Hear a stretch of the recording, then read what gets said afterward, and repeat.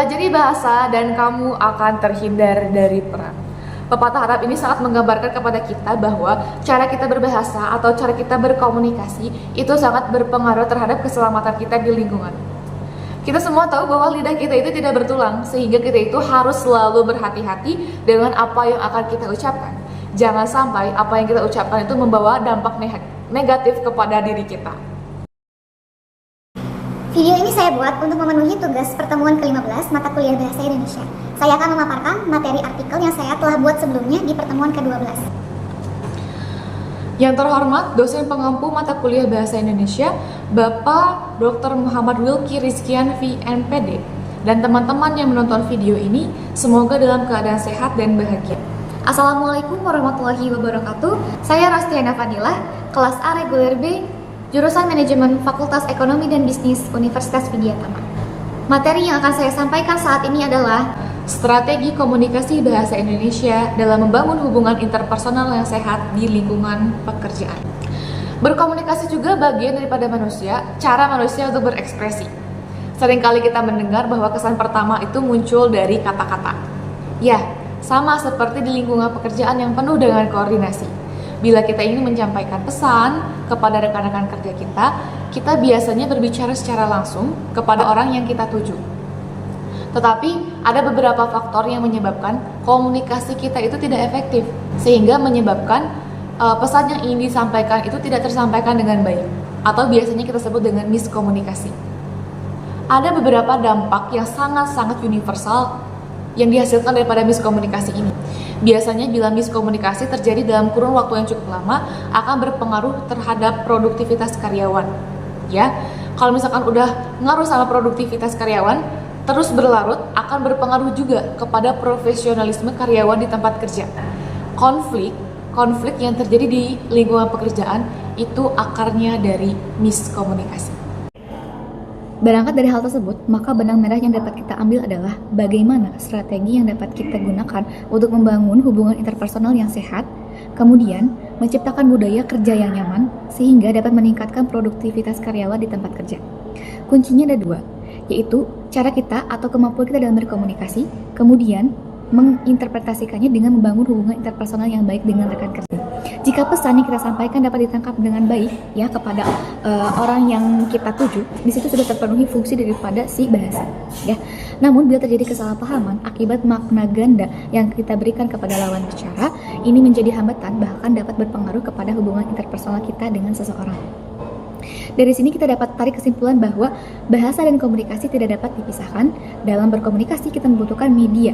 Ya, medianya itu adalah bahasa dan memfasilitasinya sebagai alat berekspresi dalam proses penyampaian pesan kita dalam berkomunikasi. Pada metode ini kita dituntut untuk memahami dan menjelaskan secara mendalam melalui pengumpulan data dan analisis data yang bersifat deskriptif. Teknik pengumpulan data menggunakan studi literatur di mana melibatkan pencarian, pengumpulan, dan analisis jurnal-jurnal dari internet. Hasil diskusi menyebutkan bahwa inti dari konsep komunikasi efektif itu berfokus pada hasil penyampaian pesannya oleh komunikator kepada komunikan itu sama, di mana jika komunikasi efektif itu tercapai akan memberikan dampak positif bagi budaya di pekerjaan, terutama untuk segmen karyawan ya. Mereka akan merasa diperhatikan kebutuhannya. Komunikasi efektif itu akan membuat seseorang lebih mudah menyelesaikan tugas yang diberikan karena mereka mengerti dengan job deskripsi yang seharusnya mereka lakukan. Ya, komunikasi efektif juga akan membuat hasil dari pekerjaan itu akan maksimal. Di situ disebutkan terdapat 3 definisi komunikasi interpersonal, yaitu perspektif situasional, perspektif perkembangan, dan perspektif interaksional. Dalam perspektif situasional, pendekatan yang mengakui bahwa etika komunikasi tidak bisa diterapkan dengan cara yang sama dalam setiap situasi. Ini mengandaikan bahwa dalam setiap situasi atau konteks komunikasi, kita harus mempertimbangkan nilai-nilai, norma, dan prinsip-prinsip etika yang berlaku secara spesifik. Kemudian pada perspektif perkembangan ini membedakan antara komunikasi impersonal dan interpersonal. Komunikasi impersonal menjelaskan bahwa orang-orang yang terlibat dalam interaksi saling berhubungan satu sama lain dalam peran sosial dan bukan sebagai individu yang berbeda, serta perkiraan interaktan tentang bagaimana pengaruh pesan terhadap yang lainnya bergantung pada pengetahuan dan budaya. gitu. Jadi kalau misalkan di komunikasi interpersonal ini kita itu nggak berdasarkan daripada watak atau sifat kita ya, kita komunikasi dengan saling menghargai, mengangkat suatu konsep dalam komunikasi kita, ngobrol tentang suatu hal itu kita disebutnya umum ya, diumumkan bahwa kita tuh saling mengerti tentang hal itu. Beda dengan komunikasi interpersonal. Kalau misalkan di sini tuh seseorang yang melakukan interaksi saling berhubungan sebagai masing-masing individu ya, masing-masing individu yang memiliki ciri berbeda. Perkiraan pesan pada komunikasi ini tuh bergantung pada informasi psikologis seperti watak, perilaku, dan sifat atau perasaan yang terjadi dalam waktu yang sama.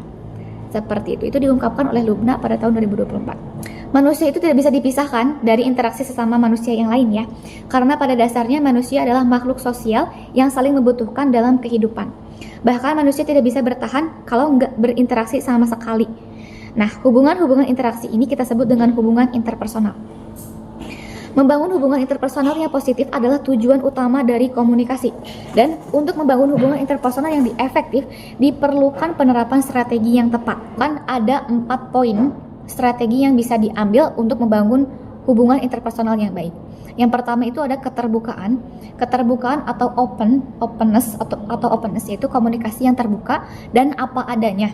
Hal ini mendorong kondisi untuk saling mengerti, saling menghargai, dan saling mengembangkan kualitas hubungan.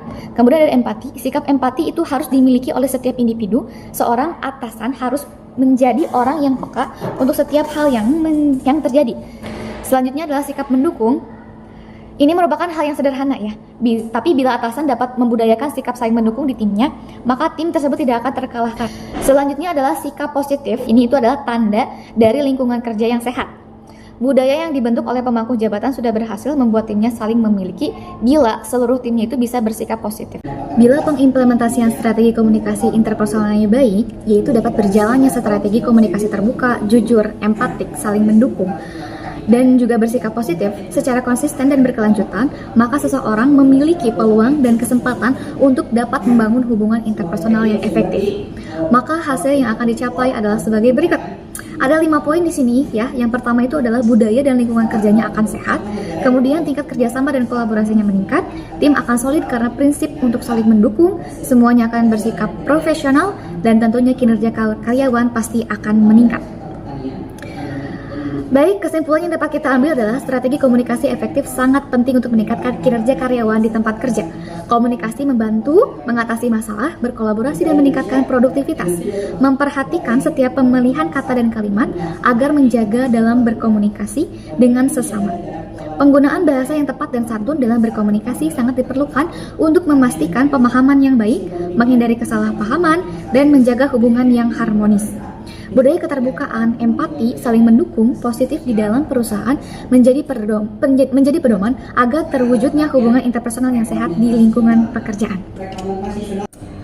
Mungkin sekian yang dapat saya sampaikan. Untuk kurangnya saya mohon maaf sebesar-besarnya. Semoga materi yang dapat saya sampaikan tadi dapat memberikan manfaat bagi diri saya, terkhususnya juga bagi para kakak-kakak yang sudah menonton video saya. Selamat siang dan terima kasih. Wassalamualaikum warahmatullahi wabarakatuh.